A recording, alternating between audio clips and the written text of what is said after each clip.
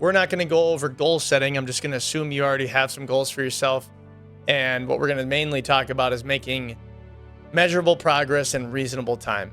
And I think the main thing you have to cover right now is that progress can only be measured by the disciplines that you're doing every single day. And the main topic we're going to study today is health, but we all know that I cover 6 areas here, so it can apply to all of them. We got financial, spiritual, mental, emotional, health, and relationships that we talk about on the channel. And just today, we're going to talk about health, but you can apply this to the other 5 areas as well. There are a half dozen things, in my opinion, that make up the 80% of making that progress. Number 1 is sleep. I think the quality of your sleep matters the most in the studies that I've read on. 7 to 9 hours of sleep. If you can manage that every single day at a routine, you're going to bed at the same time, up at the same time. That's the ideal way to do it. Now, that's not something that's realistic. If you have a new kid, if you're going through sickness or something's going on in the family or work, whatever your demands are, it's not always easy.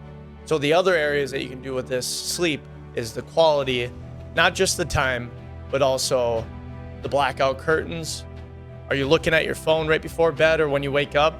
That's not helping. Is there a TV on in the room? Are you keeping the room cool or hot? These things will affect your sleep just as much as getting the amount.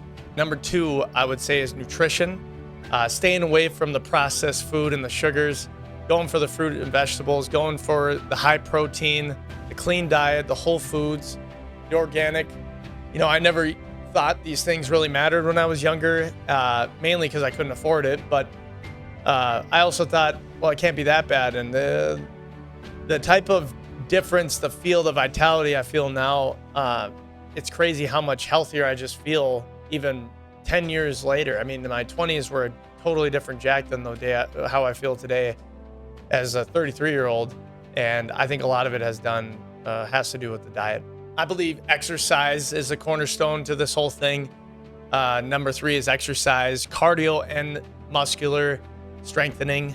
There's different opinions on this, but I think at the bottom line is movement is power, movement is energy. You got to move your body around. And I'm not just talking about at work. I'm talking about setting 30 minutes aside, even if it's at your lunch hour, to go for a walk around the block. Move your body if you can afford it, a gym membership or your own weights. And doing that consistently, at least 5 days a week, right? Monday through Friday is the work week. Do it during the work week at minimum, and switch it up, make it exciting, make it fun. And number 4 is recovery. This isn't easy, even if you already are doing all these things, but letting yourself rest, getting rid of the stress, doing something different that allows you to, if you have to meditate. Prayer always helps. People that go to church or getting off on your own in the wilderness. Stretching is a good way of recovering. If you can afford it, ice bath, sauna, there's all types of things now. Health's like the big topic now in politics and in our culture, because we are so out of whack. So I think recovery is a main thing. It shouldn't be the goal, but it should be a necessity. Make sure you hit it once a week. Personally for me, I make sure Saturday nights going into Sunday, I sleep as much as possible. Me and Heather do. And then the last 2, 5 and 6, stay consistent with your disciplines and eliminate the bad habits. Eliminate the stuff that's stopping you, the stress or the tobacco, the alcohol, the drugs, the excuses, maybe even the bad friend group, right? If you're the only one running in your friend group, my bet is it might not last that long. You can push through, but you're going to get a lot of comments along the ways. Why are you doing this? It's stupid.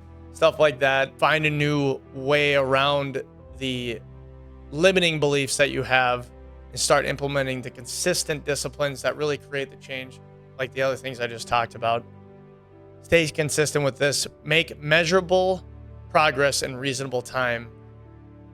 And maybe one of these times I'll go over goal setting, because you want a good goal that you can reach over a reasonable period of time.